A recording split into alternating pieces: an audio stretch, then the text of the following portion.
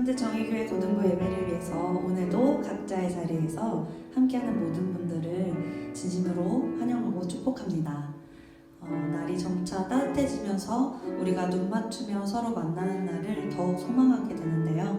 오늘도 함께 예배드릴 수 있어서 정말 너무너무 좋습니다. 오늘은 사순절 5번째 주일입니다. 우리가 보아야 할 것을 보게 하시고 우리가 있어야 할 곳에 있게 하시며 주님의 마음을 가진 자들로 살아낼 수 있기를 간절히 소망하는 시간들로 보내기를 원합니다. 우리 함께 기도하시겠습니다.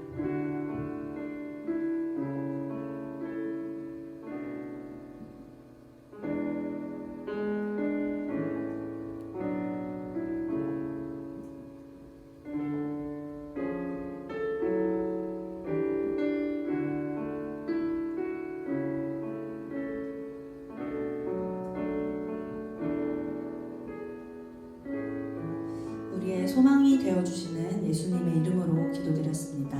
아멘. 이제 각자의 자리에서 우리 함께 사도신경으로 신앙 고백 하시겠습니다. 나는 전능하신 아버지 하나님 천지의 창조주를 믿습니다. 나는 그의 유일하신 아들 우리 주 예수 그리스도를 믿습니다.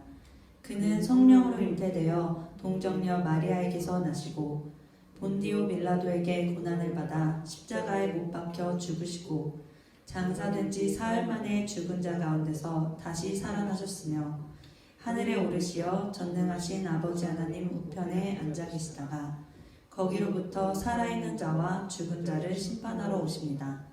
나는 성령을 믿으며 거룩한 공교회와 성도의 교제와 죄를 용서받는 것과 몸의 부활과 영생을 믿습니다. 아멘. 우리 예배받기 합당하신 주님을 찬양하고 경배합시다.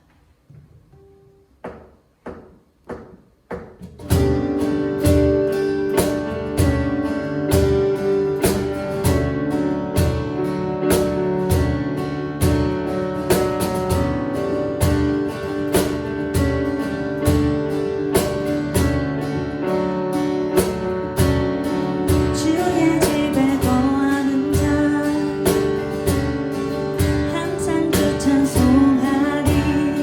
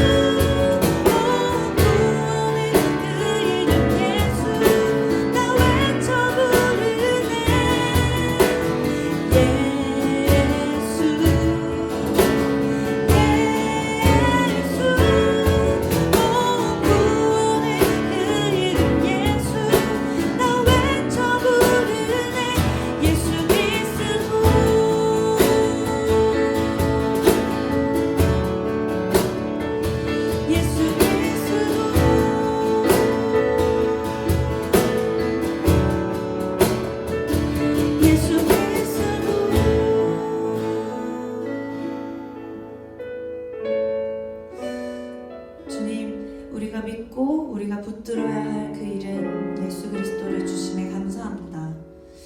우리의 구원이 되시고 우리의 능력이 되시는 그 예수 그리스도를 우리가 더 가까이 할 수 있도록 우리를 도와주시옵소서. 우리에게 어둠과 고통의 나날들 가운데 있을지라도 우리가 오직 주님의 마음을 알고 주님을 신뢰할 수 있도록 우리를 붙들어 주시옵소서. 우리 함께 마음을 담아 함께 기도하시겠습니다.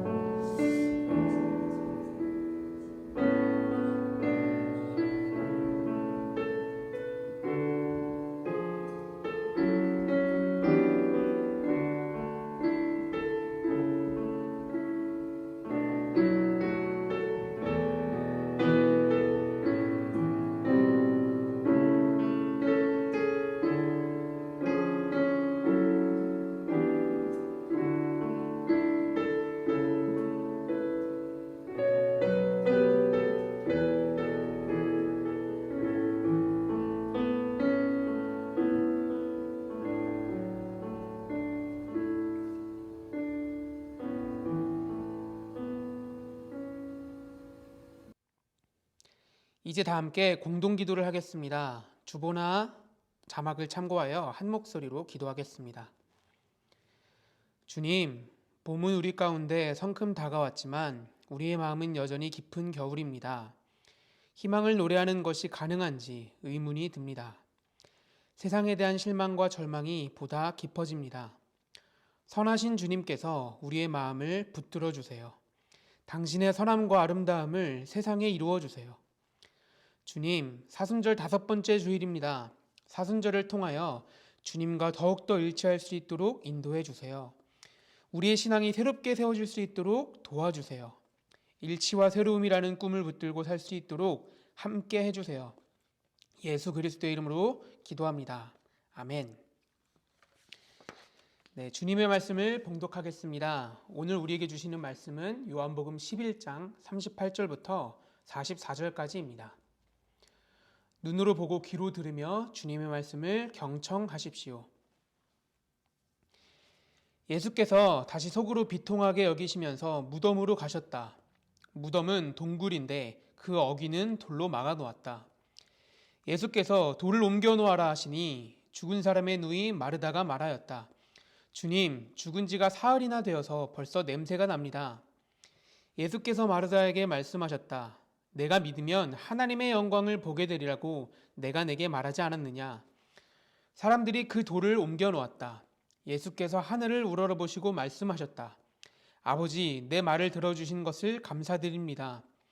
아버지께서는 언제나 내 말을 들어주신다는 것을 압니다. 그런데도 이렇게 말씀을 드리는 것은 둘러선 무리를 위해서입니다. 그들로 하여금 아버지께서 나를 보내신 것을 믿게 하려는 것입니다. 이렇게 말씀하신 다음에 큰 소리로 나사로야 나오너라 하고 외치시니 죽었던 사람이 나왔다. 손발은 천으로 감겨 있고 얼굴은 수건으로 싸매여 있었다. 예수께서 그들에게 그를 풀어주어서 가게 하여라 하고 말씀하셨다. 이는 주님의 말씀입니다. 이제 제가 하나됨이란 풀어주어 가게 하는 것이라는 제목으로 하늘의 뜻을 펴도록 하겠습니다. 네, 참 좋으신 주님의 은총과 평화가 우리에게 있기를 빕니다. 예수님께서 유대인들의 핍박을 잠시 피하고 계셨던 어느 날이었습니다.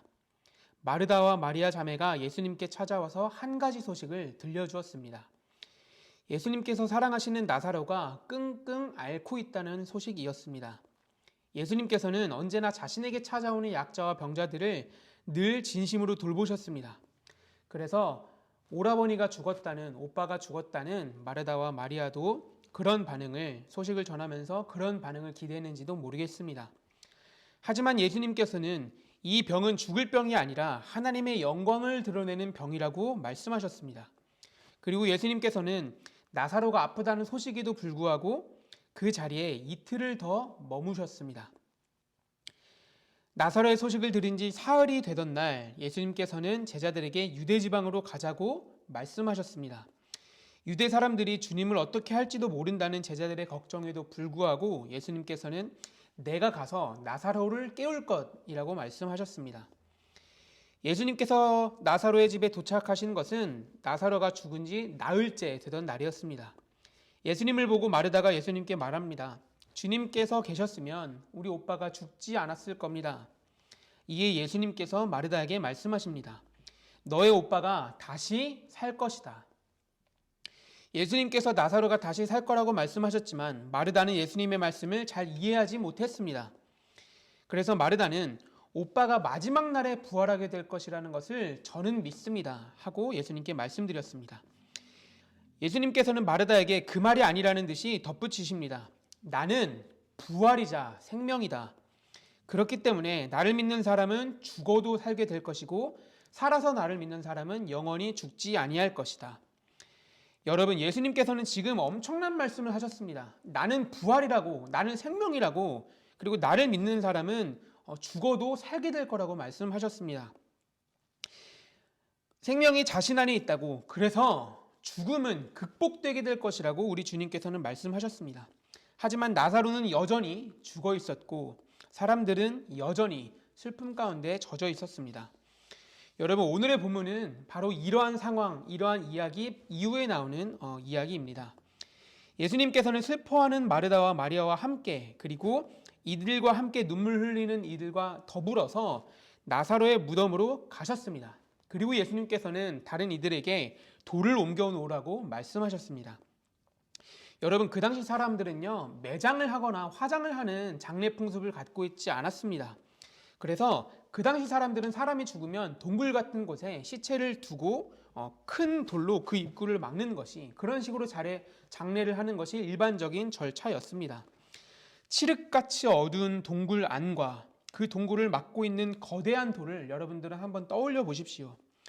오늘의 본문은 그 의미에 대해서 말하고 있지는 않지만 그곳에 생명의 기운은 전혀 없다는 것을 우리에게 들려주고 있습니다. 오직 절망과 죽음만이 가득하다는 것을 우리에게 말해주고 있습니다. 마치 죽음으로만 이루어진 세상인 것처럼 동굴은 그렇게 짙은 어두움 가운데 있었습니다.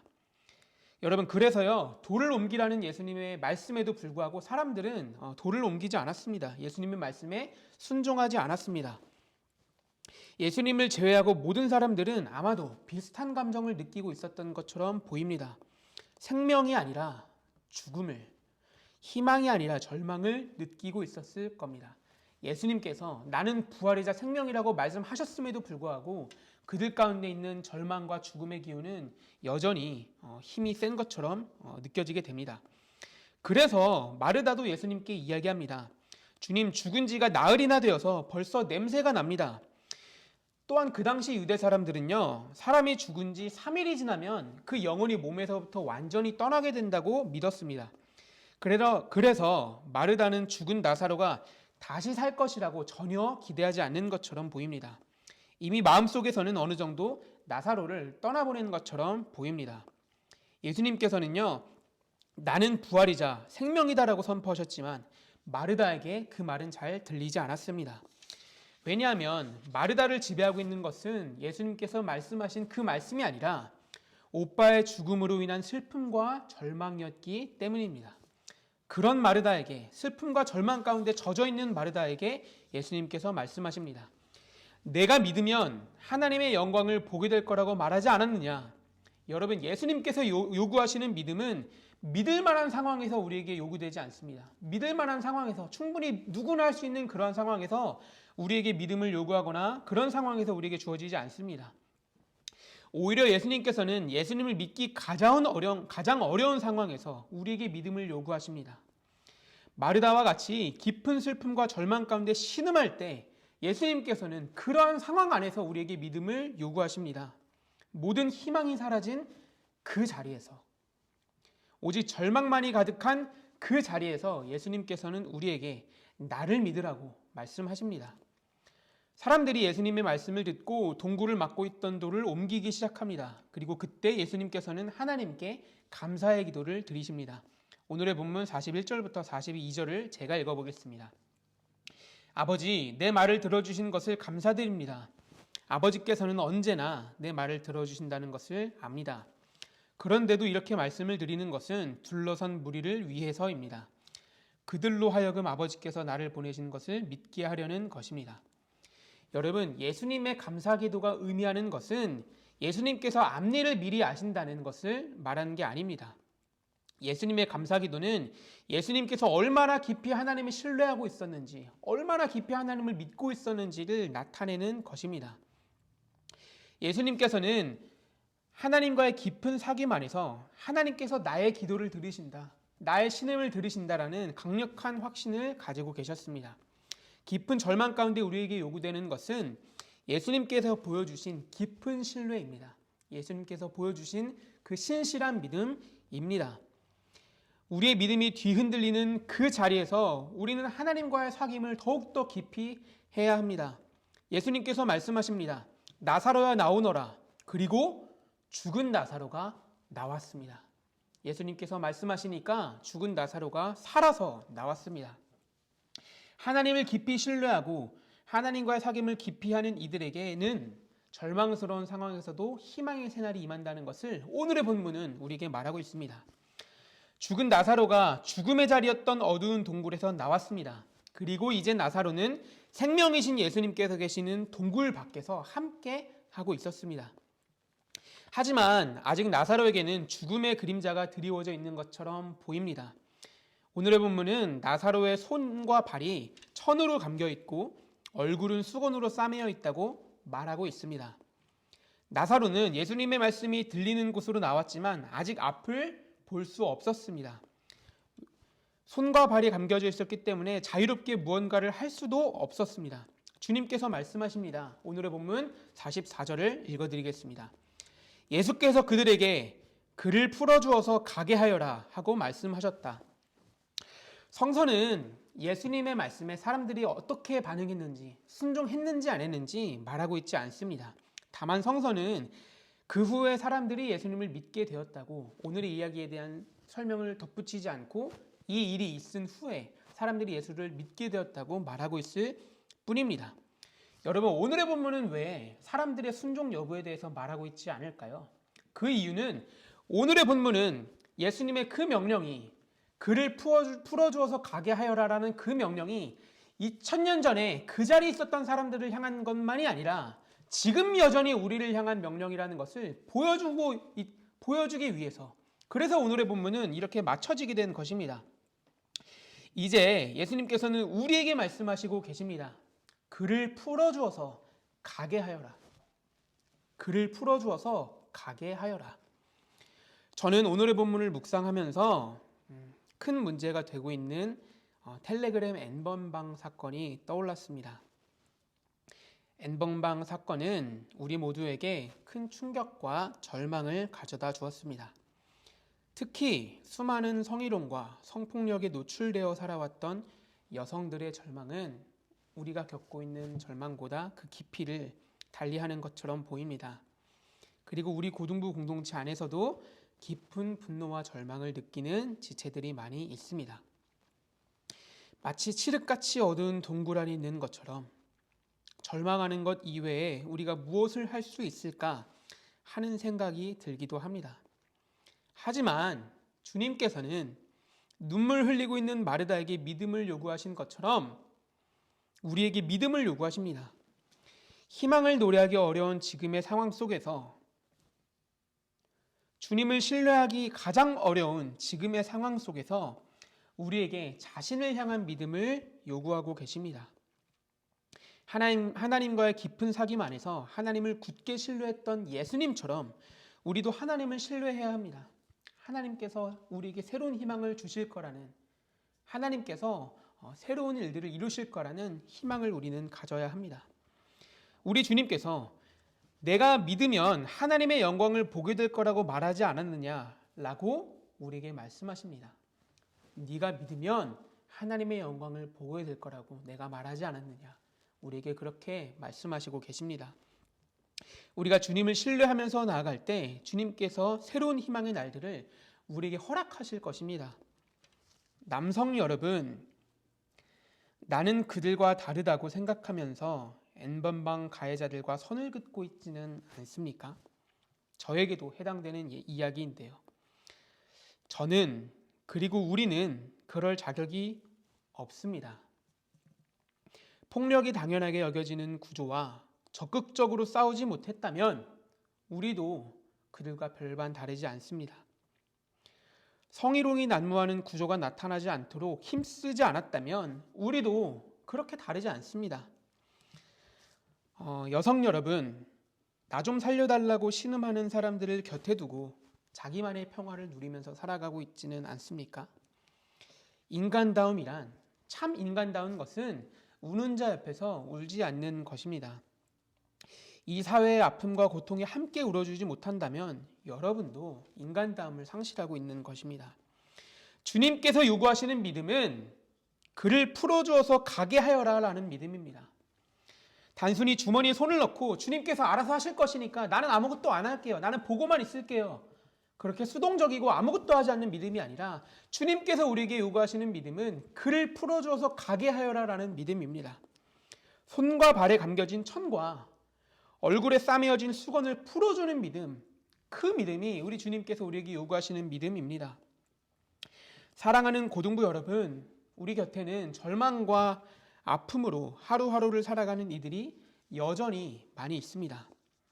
N번방 사건의 피해자들, 코로나19로 인해서 생계를 위협받는 사람들, 소외된 사람들, 병든 사람들, 아파하는 사람들, N포 세대의 청년들, 이주 노동자들, 다문화 가정의 사람들까지 우리 곁에는 여전히 천과 수건을 두른 이들이 우리 곁에 많이 있습니다.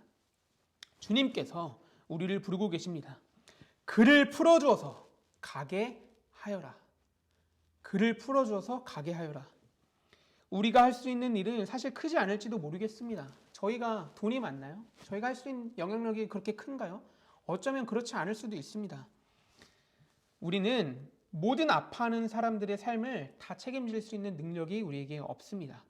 그러나 우리 곁에 있는 이들의 얼굴에 두른 수건과 손과 발에 묶여진 천을 풀어주고자 노력할 때, 우리가 그렇게 작지만 우리가 할 수 있는 작은 실천들을 행하면서 나아갈 때 주님께서 우리가 행한 그것보다 더 크고 아름다운 일들을 우리 가운데 이루어 가실 것입니다. 우리 주님께서는 역사의 가장 어두운 시기들마다 자신의 음성 가운데 순종하는 이들을 통해 새로운 날들을 이루셨습니다. 우리가 주님께 삶으로 예 주님, 아멘 주님 하고 고백하면서 나아갈 때 주님께서 우리를 통해 절망 가득한 세상 가운데 새로운 희망의 날들을 허락하실 것입니다. 죽음 가운데 생명을 주실 것이고 절망 가운데 희망을 허락하여 주실 것입니다. 오늘의 하늘을 펴기를 통해 주님께서 우리에게 주신 말씀을 우리 존재의 중심으로 거두는 기도 함께 드리도록 하겠습니다.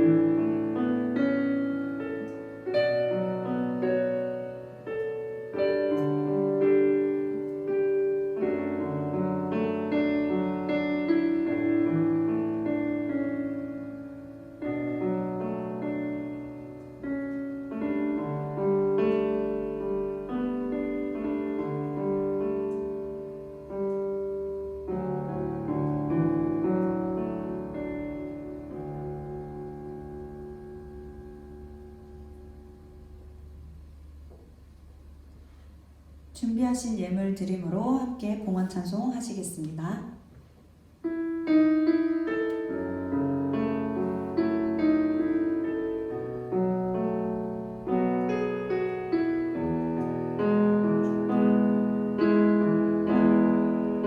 주께로 가까이 조금 더 가까이 나아갑니다.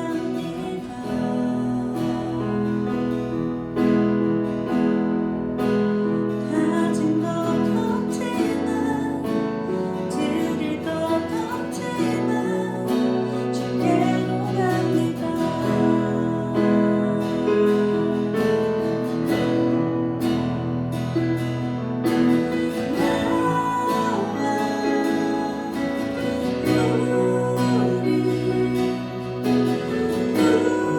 부르시는 주 감사해요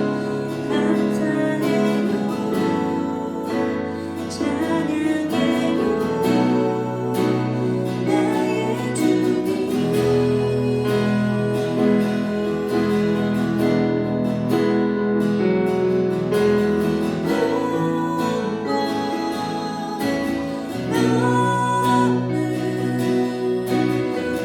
주께 드리며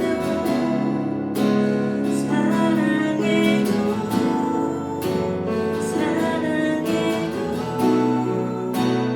나의 주님.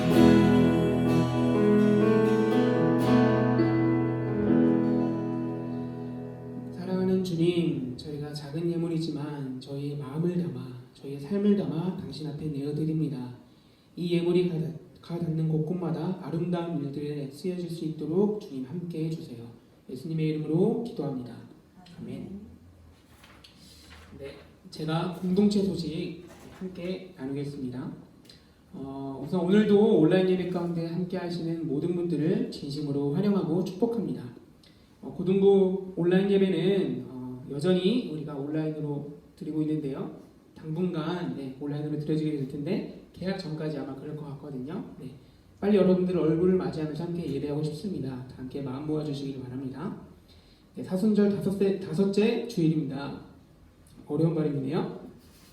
주님과 더 깊은 일치를 누리고 신앙을 새롭게 하는 그런 절기가 되시길 빕니다. 그리고 오늘 좀 너무나도 고맙고 아쉬운 소식이 있는데요. 우리 건화가 오늘까지만 온라인 예배를 섬겨주게 되었습니다. 그래서 너무나도 그동안 섬겨줘서 참 감사하고, 여러분들 영상이지만 우리 건화에게 격려의 박수, 감사의 박수, 축복의 박수 함께 하겠습니다. 고맙습니다. 제가 따로 선물을 증정해드리도록 하겠습니다. 그리고 여러분 랜선 성서 모임, 지난주 이 발음을 가지고 이제 놀리는 친구들이 몇 명 있었는데요. 랜선 성서 모임을 아마 오늘 안에 여러분들에게 나누게 될 것 같습니다. 아마 영상 끝나고 공유될 수도 있고 아니면 조금 더 늦어질 수도 있는데요. 랜선 성서 모임 처음으로 시작하는 시간이니까 여러분들 영상으로 보시면서 우리가 성서를 어떻게 읽어야 되는지 함께 고민해보는 시간 가졌으면 좋겠습니다. 그리고 오늘은 교육부에서 이제 하는 그 온라인 예배 인증 이벤트가 있는데요. 여러분들 자막 보시면서 온라인 예배 인증 함께 하시고 그다음에 여러분들 선물도 받아가셨으면 좋겠습니다. 우리 이 시간에는 우리 함께 평화 인사 나누도록 하겠습니다. 여러분들에게 주님의 평화가 있기를 진심으로 빕니다. 전사님께도 평화가 있기를 빕니다. 고맙습니다. 우리 이제 함께 예배하고 있는 사람들이 있다면 몇 사람에게 혼자 하고 있다면 누군가를 그리고 고등부 지체들 그리면서 함께 평화 인사 나누겠습니다. 당신에게 평화가 있기를 빕니다. 당신에게 평화가 있기를 빕니다.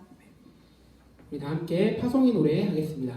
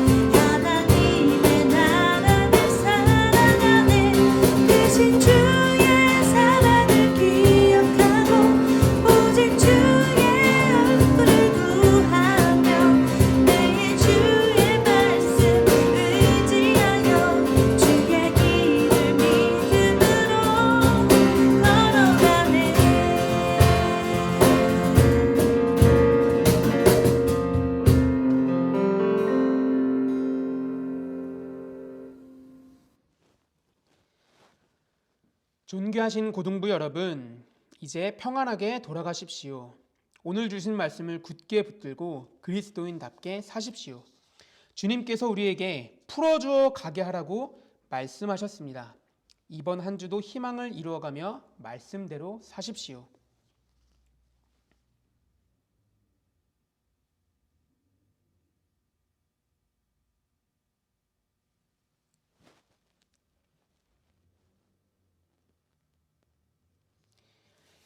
우리 이제는 다 함께 주기도문 드리시면서 오늘의 예배 마치도록 하겠습니다. 하늘에 계신 우리 아버지, 아버지의 이름을 거룩하게 하시며 아버지의 나라가 오게 하시며 아버지의 뜻이 하늘에서와 같이 땅에서도 이루어지게 하소서. 오늘 우리에게 일용할 양식을 주시고 우리가 우리에게 잘못한 사람을 용서하여 준 것 같이 우리 죄를 용서하여 주시고 우리를 시험에 빠지지 않게 하시고 악에서 구하소서. 나라와 권능과 영광이 영원히 아버지의 것입니다. 아멘.